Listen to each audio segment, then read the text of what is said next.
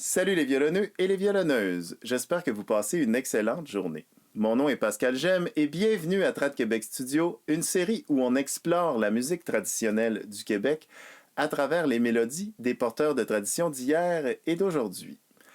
Au menu de l'épisode, on va apprendre le cotillon d'Alphée Otis.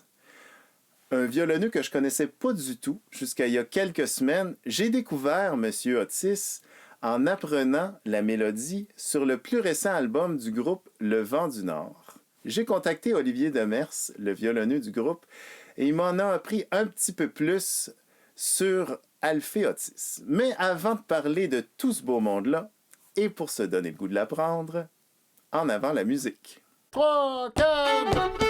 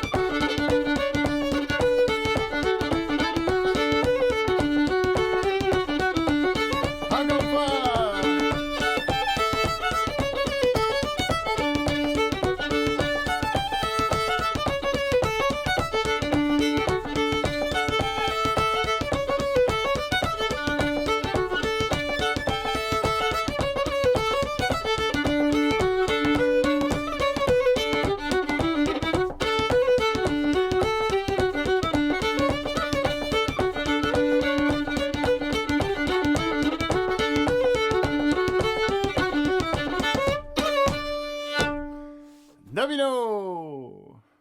J'espère que ça vous a donné le goût d'apprendre le cotillon d'Alphée Otis. Mais avant qu'on passe à l'apprentissage, permettez-moi de dire quelques mots sur le violonneux. Monsieur Otis est né le 25 juillet 1890 sur le 3e rang dans le village de Petite-Matane en Gaspésie. Cultivateur de père en fils, c'est lui qui a hérité de la terre paternelle et qui l'a fait fructifier toute sa vie. Donc, on a affaire à un vrai de vrai violonneux pur laine de l'Est du Québec. Moi, j'ai découvert sa musique grâce à Daniel Roy et après ça, Olivier Demers qui l'a enregistré. Monsieur Otis a été collecté en 1966 à l'âge de 76 ans. J'ai parlé un petit peu avec Olivier Demers et il m'a dit que sur l'enregistrement d'archives, c'était seulement écrit cotillon. Donc, tout simplement, il a décidé d'appeler ça le cotillon d'Alphée Otis, que vous pouvez trouver comme 3e piste sur le plus récent album du Vent du Nord. Avant de passer à l'apprentissage, je voudrais vous rappeler de vous abonner à la chaîne, ça l'aide beaucoup pour la diffusion sur la plateforme. Et une fois que vous avez appris la mélodie d'aujourd'hui, vous pouvez aller visiter ma page de créateur sur le site Patreon où vous allez trouver une centaine d'autres morceaux à apprendre. Mais sans plus tarder, passons à l'apprentissage. Donc, je vais vous jouer la première partie du cotillon pour vous mettre la mélodie dans l'oreille.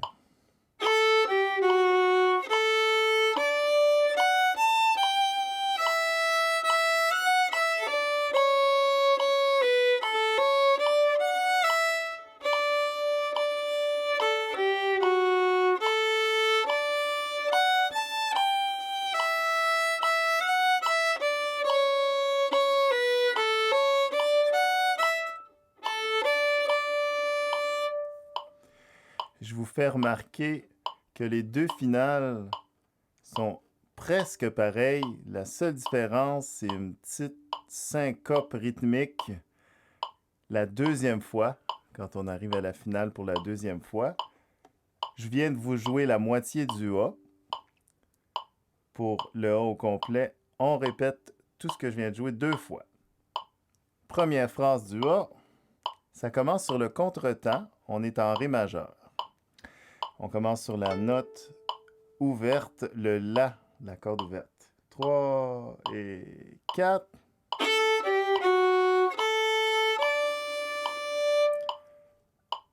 Trois et 4. Encore une fois. On finit. Troisième doigt sur la corde de La. La prochaine phrase, on commence premier doigt sur le Fa dièse. 3 et 4. Encore une fois. Une dernière fois. Notre dernière note, c'est un Mi ouvert. On joue ces deux phrases-là ensemble. 3 et 4.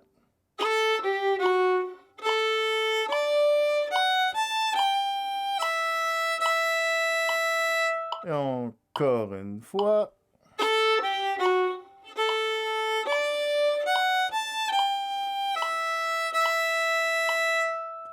Prochaine phrase, on commence sur le Mi ouvert.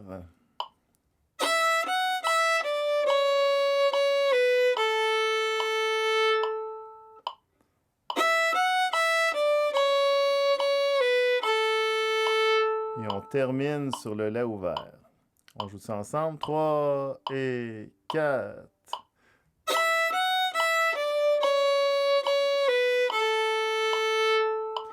Vous remarquez que cette fois-là, on part sur le temps. Fait que 3 et 4 et...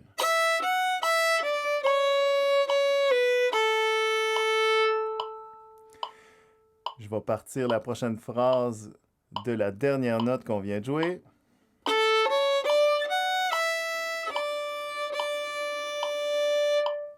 Fait que là, on saute une note, on saute le premier doigt, on ne le joue pas.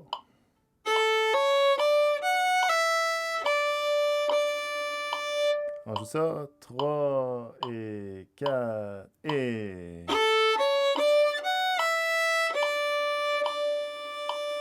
Encore une fois, on y va.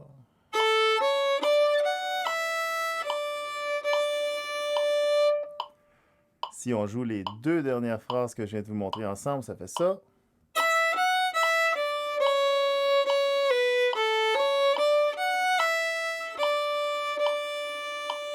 Encore une fois, on y va.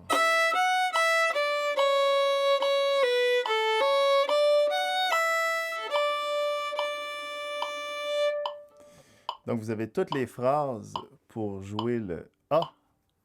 On enchaîne ça. 3 et 4.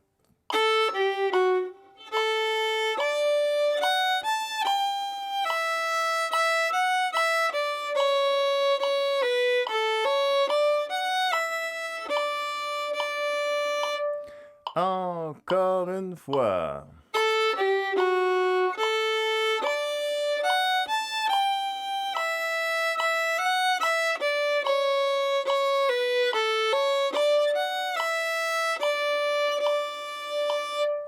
Voilà. Quand on répète la finale, la deuxième fois, je vais vous jouer la petite syncope.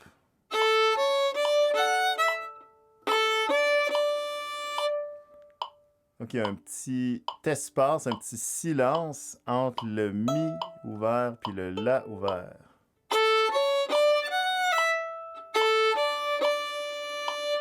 Quand on joue la pièce plus rapidement, on peut remplir ça avec des coups d'archet fantômes, qu'on appelle. Mais là, pour vous le montrer plus lentement, on va faire un long silence.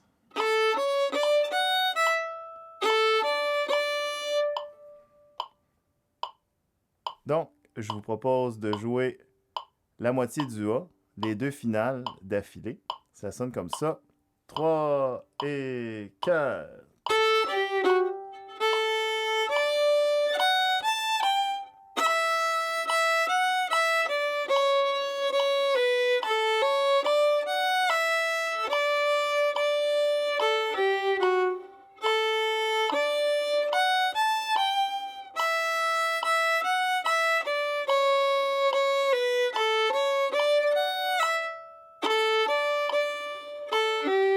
Puis là, on répète pour jouer le A au complet. Voilà, vous connaissez toutes les phrases du A.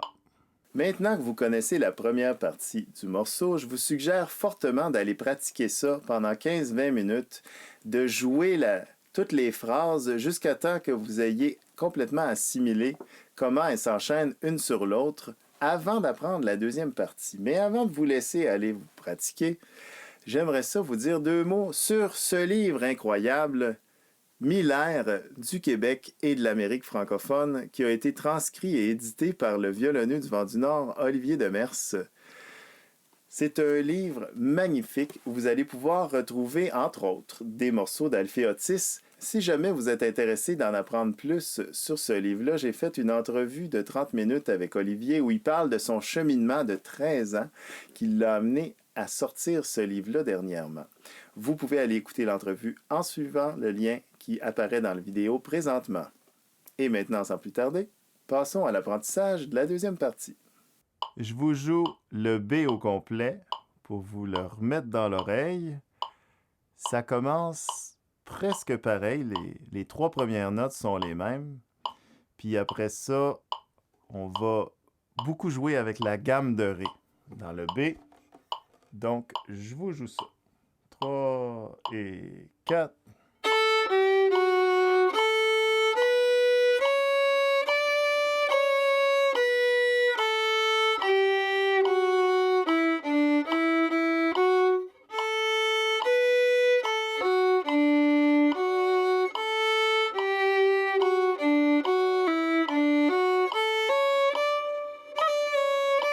Puis on répète.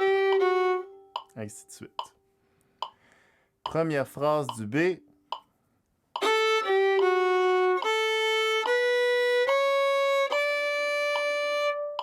On part pareil comme le A. Après ça, on monte la gamme de Ré jusqu'au troisième doigt sur la corde de La. 3 et 4.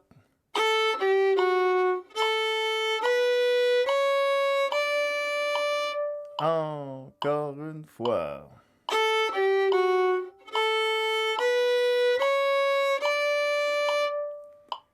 À partir de la dernière note qu'on vient de jouer, la prochaine phrase va descendre la gamme.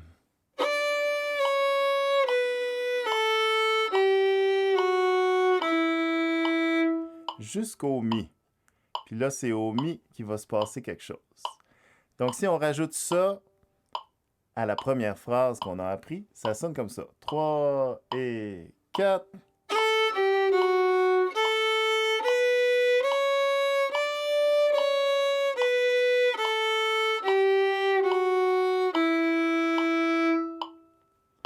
Quand on arrive au Mi, là, ça bouge un petit peu.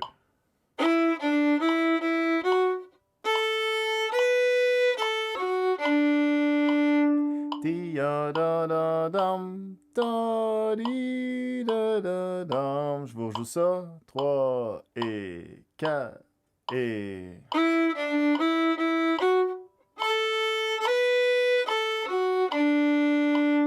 Encore une fois, on y va.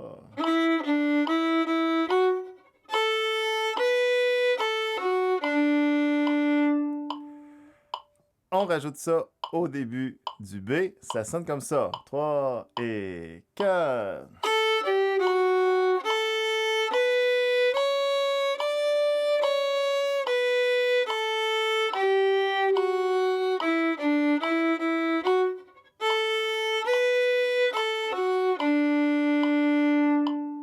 Encore une fois. 3 et 4.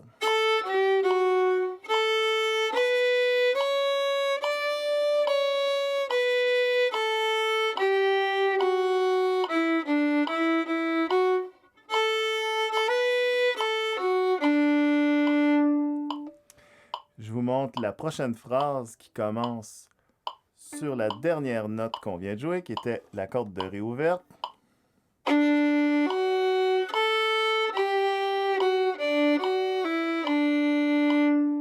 Je vous rejoue ça.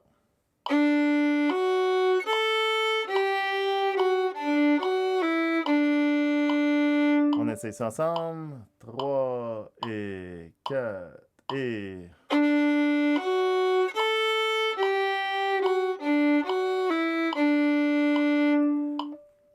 Puis là, il nous manque juste un petit bout de phrase, un arpège de Ré pour terminer.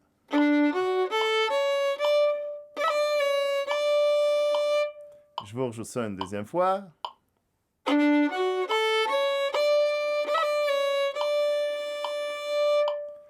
Si on joue les deux derniers petits bouts de phrase qu'on vient d'apprendre, ça sonne comme ça.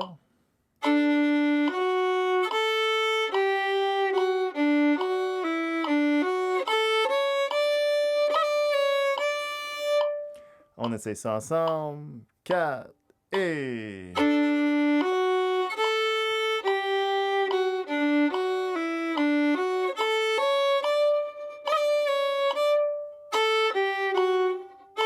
Ça s'enchaîne comme ça.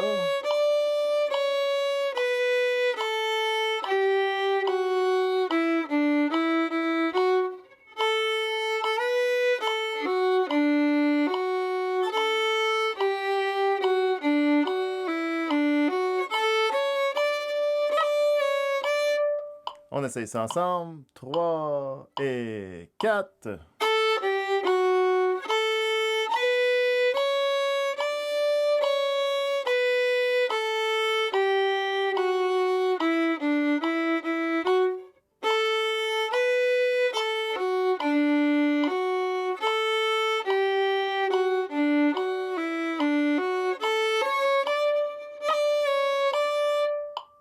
Et voilà, vous connaissez toutes les phrases du B. Maintenant que vous avez appris les deux parties du cotillon d'Alphéotis, je vous conseille de prendre quelques minutes et d'aller jouer tout ça, d'assimiler toutes ces phrases-là, comment elles s'enchaînent une sur l'autre, et après ça, revenez aux vidéos. J'ai enregistré un petit segment à vitesse ralentie pour qu'on puisse jammer ensemble, comme si on était assis un en face de l'autre. De cette manière-là, vous pouvez regarder comment je joue les passages, peut-être me voler un coup d'archet, un ornement, comme vous le feriez si on était dans une session ensemble. Donc, jammons! 1, 2, 3, 4...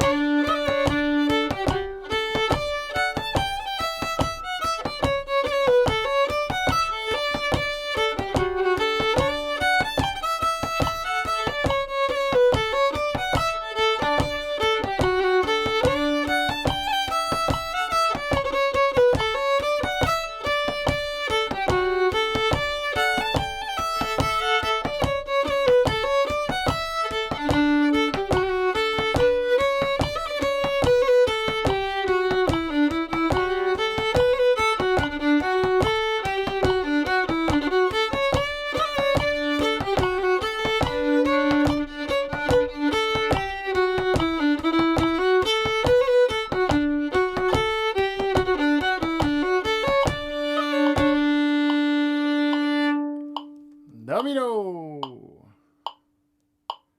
On est rendu à la capsule artisan de l'épisode. Comme je l'ai dit plus tôt, j'ai appris la mélodie d'aujourd'hui sur l'album Territoire du groupe Le Vent du Nord.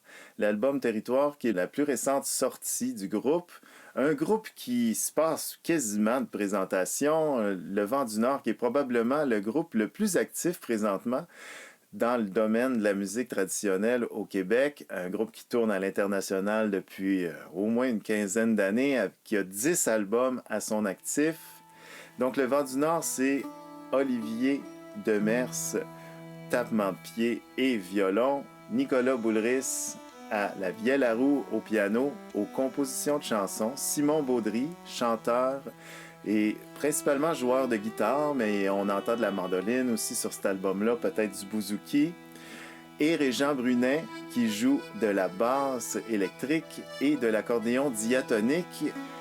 Sur l'album Territoire, il y a un 5e membre, ça c'est assez nouveau, c'est André Brunet, le frère de Régent Brunet qui a joué pendant longtemps avec la Bottine Souriante, qui se joint au groupe. Puis on entend vraiment ça, je trouve, sur l'album Territoire parce que on retrouve un caractère fougueux, dynamique que André a toujours eu.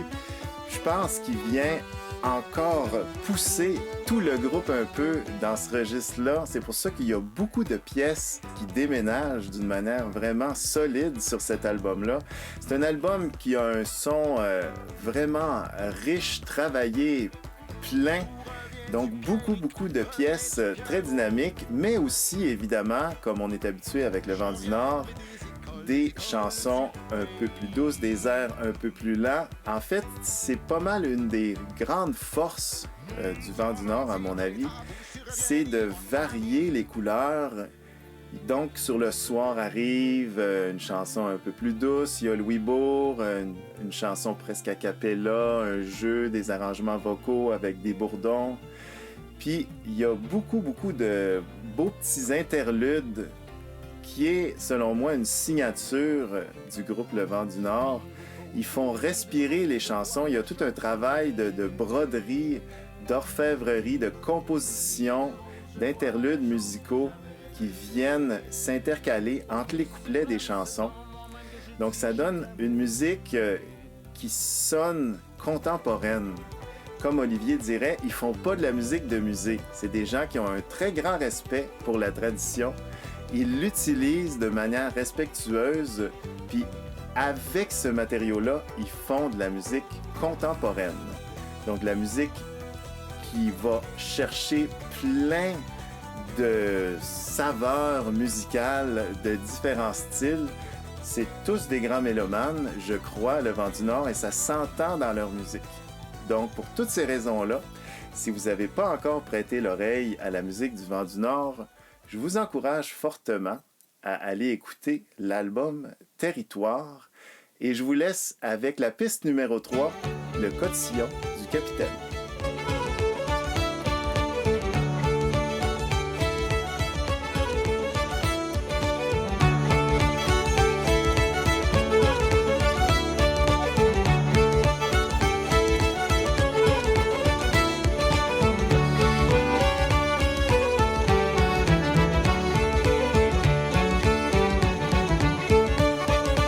C'est déjà tout pour le 7e épisode de Trad Québec Studio. Merci énormément d'avoir passé les dernières minutes en ma compagnie. Je vous rappelle de vous abonner à la chaîne, ça l'aide beaucoup pour la diffusion sur YouTube. Et je vous invite à aller visiter ma page de créateur sur le site Patreon.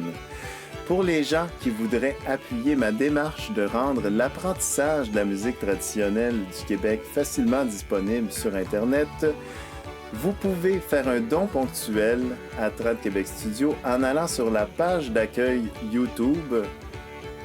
Au coin inférieur droit de la bannière, il y a un bouton PayPal qui va vous conduire à la tirelire officielle de Trad Québec Studio. D'ici au prochain épisode, je vous souhaite à tous bonne musique, les amis.